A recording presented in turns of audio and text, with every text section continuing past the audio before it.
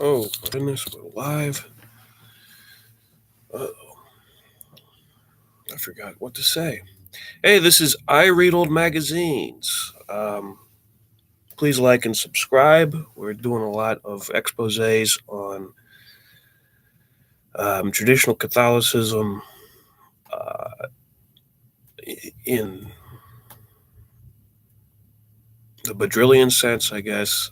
The idea that true Catholicism is already traditional, so you don't need to add on the extra traditionalist label, and that label actually goes back to a 19th century heresy. And we're also talking about how all these groups tie into something like the World Anti-Communist League, um, Opus Dei, P2 Lodge, Club of Rome, all of these things that interface with worldwide money laundering and drug trafficking, as well as the backing of all the different factions of fascist movements in the world.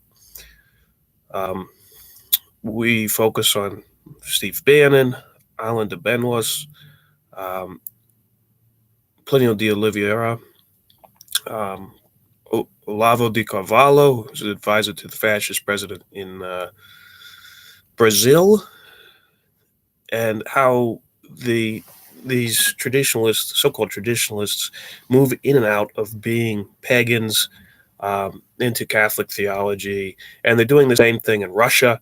And this is something that goes all the way back to the French Revolution and the counter-Enlightenment, where you had what they try to hide, what a lot of traditionalists try to hide, is the fact that you had all of these monarchist Masons and occultists, Rosicrucians, Martinists, whatever. Most of them were under the structure, the umbrella structure of the Martinist lodges, because I believe that Martinism had like the Scottish Rite underneath it and some Rosicrucian orders and all of that.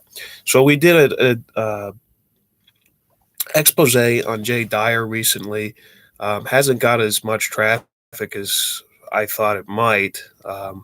I think maybe I've been censored because usually you get this slew of comments that come in and say Jay Dyer is not a Catholic. And they just say like stuff that is obvious that they didn't watch the video. And Jay actually blocked me and deleted all of his comments when he talked to me. When I told him outright, like, dude, I'm not trying to debunk orthodoxy as such. I'm trying to debunk the trend of neo-orthodoxy, which is the hijacking by Dugan and the Europe of Regions faction, Europe of Regions, Evolian Fascist faction, whatever you want to call it, that has become so much more influential over the recent years and has actually won a presidency in Brazil. Based on an anti-corruption campaign that's very similar to Drain the Swamp with Trump. But we're going to be talking today about something that I looked into that's linked into these Evolian fascist networks, is the attempted papal assassin, who I believe is a protected asset, because there's no way he could have gotten away with all the things that he did and still be walking around and still be trying to recruit youth into Spanish Phalange fascism and fascism in Belgium. And his name is Father Fernandez Maria Krohn. And I'll read you a letter I sent to EIR, because EIR back in the day was trying to do exposés on this individual, but they didn't get very far because at the time there wasn't a lot of information available. They were trying to defend Pope John Paul II because first, before the assassinations, he had 2 assassination attempts. He was promoting a pro-growth kind of anti-Club of Rome and pro-labor aspect in one of his encyclicals, and we'll read about that in the EIR. And then afterwards, he started promoting all of the mumbo jumbo like Francis is promoting now after the assassinations, and he took a more anti-growth, anti-technology standpoint. So it's clear that the oligarchical factions, what's called the Black International, uh, was responsible for convincing him of changing his position. So we'll read this letter here first. DEIR, I'm a researcher who has found information vindicating the work of your news service during the 1970s, 1980s, covering the attempted assassinations of Pope John Paul II.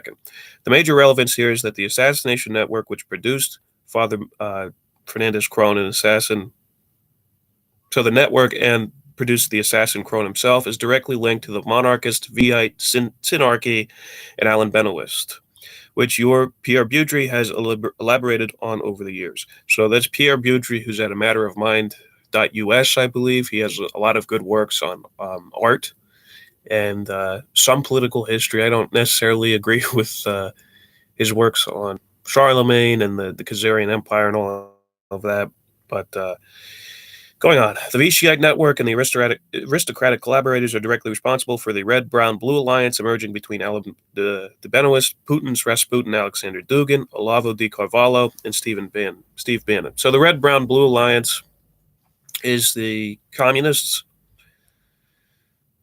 which we've exposed before, largely came out of the same counter-Enlightenment ideologies. Actually, the communists or the Russian created a large part of the Bolshevik platform. The left wing of the Bolsheviks was the anarchist, what people would call the anarchist Jewish faction, but everybody always ignores the czarist,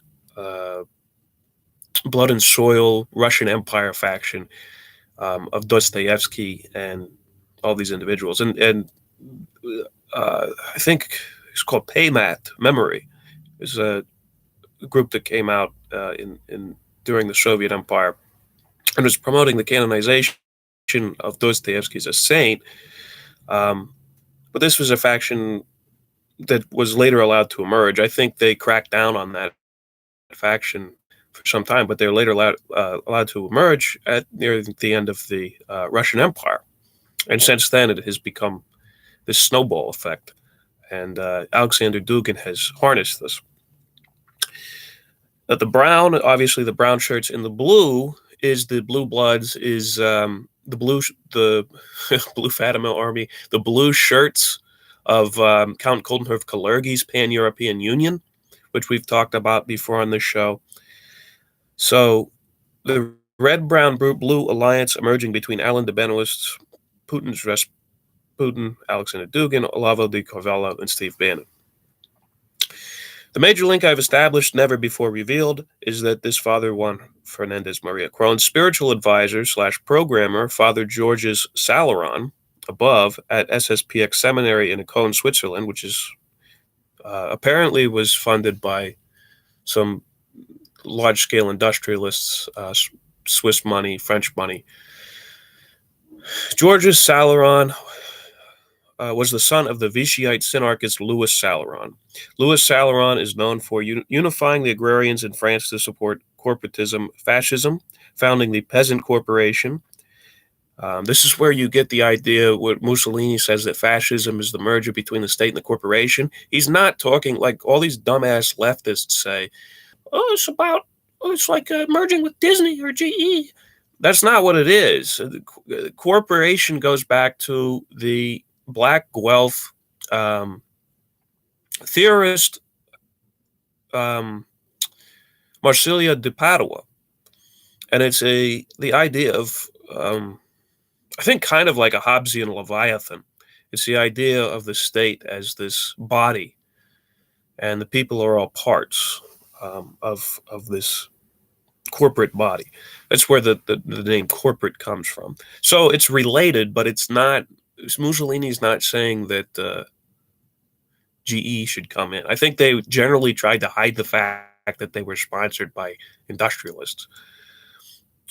Louis Salaron, his major theory was the wholesale reservation of the present structure of the peasantry, which demographically, economically, socially, and morally amounts to the near perfection. So you always have this blood and soil politics, this policy that's in line with peasantry, guild socialism, anything that will go back past the Renaissance and back to the Dark Ages. He wrote for Fédération La France Catholique, which was a SSPX Lefebvrist traditional Catholic journal. He wrote for La Nation Française, a major organ of Charles Maurras's Action Française, where now you get the modern day Alain de Benoist organizations. You get the Le Pen organization from that. He promoted the installation. Now, this is very important because this is a common link between a lot of these shenanigans. Promoted the monarchical installation of his close friend Count Henry of Orleans, who married into the Turner-Taxis family and was the cousin of the Freemasonic British puppet, the Duke of Orleans. Um,